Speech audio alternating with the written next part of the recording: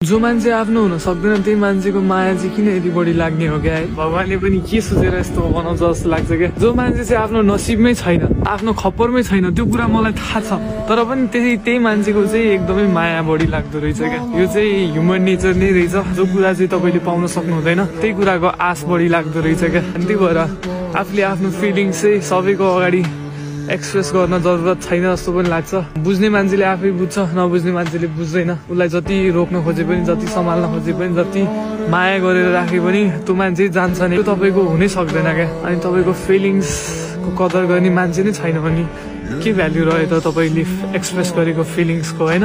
आफ्नो नि एउटा कदर होस् है, मायाको पनि एउटा कदर होस् जस्तो लाग्छ मलाई चाहिँ। जो कोहीबाट पाइँदैन यस्तो कुरा चाहिँ, पाइने भए भए त त्यो मान्छे तपाईँले पाउनुहुन्थ्यो नि, होइन? नपाउने भएर त कदर भएन नि, त्यो सोच्नुपर्छ।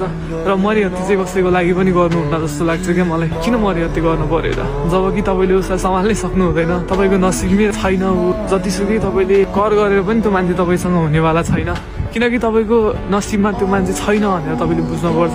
फुलेको फुल एक दिन ओइलाएर जान्छ, सुकेर जान्छ, त्यस्तै हो तपाईँको फिलिङ्स पनि एक दिन बिलाएर जान्छ त्यो मान्छेप्रति। अब तपाईँले पाउनु हुँदैन भनेपछि, होइन, त्यो कुरालाई रहर पनि गरेर काम पनि छैन जस्तो लाग्छ मलाई चाहिँ।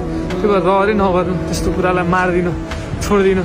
लाइफमा कति मान्छे आउँछ जान्छ, जो मान्छे तपाईँको हरेक पलमा तपाईँलाई साथ दिएर बस्छ, त्यो मान्छेलाई चाहिँ कहिले पनि नगुमाउनु होला। उसको कदर गर्न सिक्नु होला।